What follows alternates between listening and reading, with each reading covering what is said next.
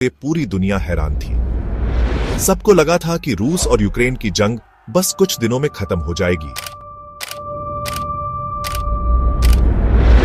लेकिन ये जंग एक भयानक और लंबी लड़ाई बन गई। महीनों के संघर्ष के बाद भी कोई हल नहीं निकला।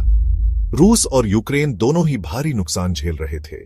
रूस के बहुत सारे सैनिक मारे गए और पुतिन को मदद की सख्त जरूरत थी। उसकी सेना थक चुकी थी और संसाधन कम हो रहे थे। ऐसे में पुतिन ने मदद मांगी नॉर्थ कोरिया से। ये एक चौंकाने वाला कदम था, क्योंकि नॉर्थ कोरिया खुद एक विवादित देश है। ये देखकर तो पूरी दुनिया को झटका लगा, क्योंकि रूस पहले से ही अकेला पड़ता जा रहा था और ऊपर से उसने नॉर्थ कोरिया से हाथ मिला लिया। नॉर्थ कोरिया के रहस्यमयी नेता किम जोंग उन ने अपने हजारों सैनिक पुतिन की मदद के लिए भेज दिए। ये सैनिक अत्यधिक अनुशासित और कट्टर माने जाते हैं। किम जोंग उन ने इस मौके का फायदा उठाया और अपनी ताकत का प्रदर्शन किया। उसने अपने सैनिकों को युद्ध के मैदान में भेजकर दुनिया को दिखा दिया कि नॉर्थ कोरिया भी एक महत्वपूर्ण खिलाड़ी है। इस दोस्ती ने पूरी दुनिया में बहस छेड़ दी। क्या यह पुतिन की मजबूरी थी या किम जोंग उन की कोई चाल? कुछ विशेषज्ञों का मानना है कि पुतिन के पास कोई और विकल्प नहीं था। वहीं कुछ का कहना है कि किम जोंग उन ने इस मौके का फायदा उठाया। लगता है इसका जवाब इतना आसान नहीं है, लेकिन एक बात तो तय है, इस कदम ने वैश्विक राजनीति को हिलाकर रख दिया है। पहली नजर में तो किम का फैसला बहुत ही खतरनाक लग रहा था। एक ऐसा फैसला जो न केवल नॉर्थ कोरिया बल्कि पूरे क्षेत्र की स्थिरता को हिला सकता था। नॉर्थ कोरिया, जो दुनिया से अलग रहता है और खुद पर ही भरोसा करता है, वो किसी और की जंग में क्यों कूदेगा? ये सवाल हर किसी के मन में था। खुफिया रिपोर्ट्स के मुताबिक इसके पीछे किम के दो कारण थे। ये कारण न केवल आर्थिक बल्कि रणनीतिक भी थे। पहला, नॉर्थ कोरिया पैसे और सामान के लिए तरस रहा था। देश की आर्थिक स्थिति इतनी खराब हो चुकी थी कि आम जनता को बुनियादी जरूरतों के लिए भी संघर्ष करना पड़ रहा था। दुनिया भर की पाबंदियों और खुद की गलत नीतियों की वजह से नॉर्थ कोरिया की हालत खराब थी। अंतर्राष्ट्रीय प्रतिबंधों ने देश की अर्थव्यवस्था को जकड़ रखा था। रूस ने उसे करोड़ों डॉलर और खाना पीना देने का वादा किया था, जिसे किम ठुकरा नहीं सका। ये मदद नॉर्थ कोरिया के लिए जीवन रेखा साबित हो सकती थी। दूसरा, किम को लगा कि यह रूस की नई टेक्नोलॉजी हासिल करने का एक मौका है। ये टेक्नोलॉजी नॉर्थ कोरिया की सैन्य शक्ति को और बढ़ा सकती थी। रूस, जिसे नॉर्थ कोरिया की मदद चाहिए थी, वो उसे अपने नए हथियार और जानकारी देने को तैयार था। ये एक ऐसा सौदा था जिसमें दोनों पक्षों को फायदा था। इसमें वो खास सैटेलाइट टेक्नोलॉजी भी शामिल थी जो नॉर्थ कोरिया के मिसाइल प्रोग्राम को और मजबूत बना सकती थी। ये टेक्नोलॉजी नॉर्थ कोरिया को अपने दुश्मनों पर बढ़त दिला सकती थी।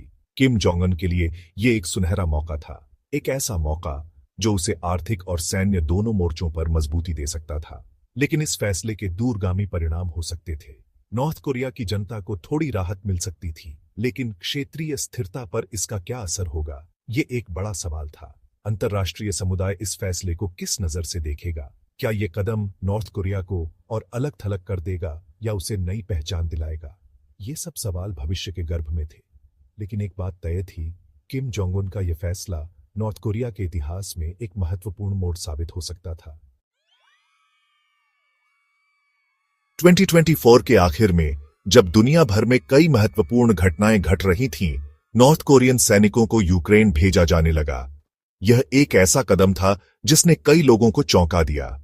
हजारों सैनिक, ज्यादातर खास फोर्स से, रूस के कुर्स्क इलाके में उतारे गए, जो यूक्रेन की सरहद से सटा हुआ था। यह इलाका पहले से ही तनावपूर्ण था और यहां की स्थिति बहुत ही नाजुक थी। उनका काम था रशियाई सैनिकों की रक्षा करना और हमलों में मदद करना, लेकिन यह काम उतना आसान नहीं था जितना कि उन्होंने सोचा था। लेकिन नॉर्थ कोरियन सैनिकों को वहां जाकर हकीकत का पता चला। वे एक ऐसे युद्ध में फंस गए थे जिसके लिए वे बिल्कुल भी तैयार नहीं थे। उनके पास न तो अच्छे हथियार थे, न ही ट्रेनिंग, और न ही आज की जंग लड़ने का कोई तजुर्बा। उनके पास जो हथियार थे वे पुराने और अप्रभावी थे। उन्हें ऐसी लड़ाई में झोंक दिया गया जिसके बारे में उन्हें कुछ पता ही नहीं था। वे एक ऐसे दुश्मन का सामना कर रहे थे जो तकनीकी रूप से उनसे कहीं आगे था। जंग के मैदान से खबरें आईं कि नॉर्थ कोरियन सैनिकों का प्रदर्शन बहुत ही खराब रहा। वे न केवल अपने मिशन में असफल रहे, बल्कि उन्हें भारी नुकसान भी उठाना पड़ा। यूक्रेन के सैनिकों के पास नए हथियार और बेहतर रणनीति थी, जिसके आगे नॉर्थ कोरियन सैनिकों को भारी नुकसान उठाना पड़ा। यूक्रेनियन सैनिकों ने अपनी आधुनिक तकनीक और रणनीति का पूरा फायदा उठाया, जिससे नॉर्थ कोरियन सैनिकों को भारी नुकसान हुआ। अंततः नॉर्थ कोरियन सैनिकों को पीछे हटना पड़ा। यह उनके लिए एक बड़ी हार थी और इसने उनकी कमजोरियों को उजागर कर दिया। विशेषज्ञों का मानना है कि नॉर्थ कोरियन सेना को आधुनिक युद्ध के लिए तैयार करने में कई साल लग सकते हैं। उन्हें न केवल अपने हथियारों को उन्नत करना होगा, बल्कि अपने सैनिकों को भी बेहतर प्रशिक्षण देना होगा। अगर नॉर्थ कोरिया को भविष्य में किसी भी युद्ध में सफल होना है, तो उन्हें अपनी सेना को पूरी तरह से आधुनिक बनाना होगा। यह एक लंबी और कठिन प्रक्रिया होगी, लेकिन यह उनके लिए आवश्यक है। नॉर्थ कोरियन सेना के लिए यह एक महत्वपूर्ण सबक है। उन्हें अपनी कमजोरियों को पहचानना होगा और उन्हें दूर करने के लिए कड़ी मेहनत करनी होगी। केवल तभी वे भविष्य में किसी भी चुनौती का सामना कर पाएंगे। नॉर्थ कोरियन सैनिकों को सिर्फ दुश्मन से ही नहीं, बल्कि सामान और बातचीत करने में भी दिक्कतों का सामना करना पड़ा। भाषा समझने में परेशानी की वजह से रशियन सैनिकों के साथ तालमेल बिठाने में दिक्कत होती थी, जिससे गलतफहमियां और चूक होती थी। उनके हथियार पुराने थे और रशियन सिस्टम से मेल नहीं खाते थे, जिससे उनकी क्षमता पर असर पड़ता था। गोला बारूद की कमी, दवाइयों की कमी और सर्दी के कपड़ों की कमी ने उनकी परेशानी और बढ़ा दी, जिससे मरने वालों की संख्या बढ़ती गई। नॉर्थ कोरियन सैनिकों को बिना किसी तैयारी के एक अजीब और अनजान जगह पर धकेल दिया गया था। जैसे जैसे नॉर्थ कोरियन सैनिकों के मरने की खबरें प्योंगयांग पहुंची, रूस और नॉर्थ कोरिया की दोस्ती में दरारें पड़ने लगीं। किम जोंग उन, जिनके देश में पहले से ही नाराजगी थी, वो अपने सैनिकों की मौत से नाराज थे। रूस ने जो पैसे और टेक्नोलॉजी देने का वादा किया था, वो समय पर नहीं मिल रहा था। इससे दोनों देशों के बीच तनाव और भी आंच गया। यूक्रेन में नॉर्थ कोरियन सैनिकों का इस्तेमाल दिखाता है पुतिन अपनी जंग कैसे लड़ रहे थे। पुतिन को अपने ही देश में विरोध का डर था, इसलिए वो नॉर्थ कोरियन सैनिकों को बलि का बकरा बना रहे थे। दुनिया ने इस क्रूरता की निंदा की। इससे ये सवाल भी उठने लगे कि क्या पुतिन ऐसे ही जंग जीत पाएंगे। नॉर्थ कोरिया के यूक्रेन में सैनिक भेजने से पूरी दुनिया में हड़कंप मच गया।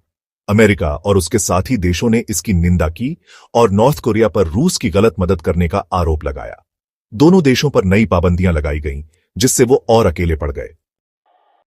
25 की शुरुआत तक पुतिन की स्थिति और नाजुक हो गई थी। यूक्रेन की जंग, जो उन्हें एक आसान जीत लग रही थी, एक लंबी और खूनी लड़ाई बन गई थी।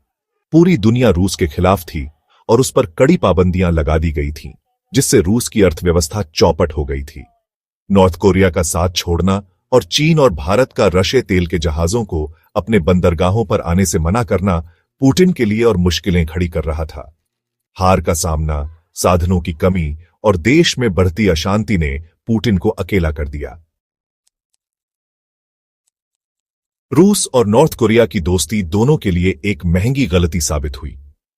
किम जोंग उन, जो पैसे और टेक्नोलॉजी के लालच में फंस गए थे, उन्हें अपने सैनिकों की जान गंवानी पड़ी। पुतिन, जिन्हें यूक्रेन में जीत की सख्त जरूरत थी, उन्होंने विदेशी सैनिकों को बलि का बकरा बनाया, जिससे उनकी छवि और खराब हुई। इस असफल दोस्ती का असर दोनों देशों पर और पूरी दुनिया पर लंबे समय तक रहेगा। पूरी दुनिया ये देख रही है कि आगे क्या होता है। क्या इससे जंग खत्म होगी या और भड़केगी? सिर्फ वक्त ही बताएगा।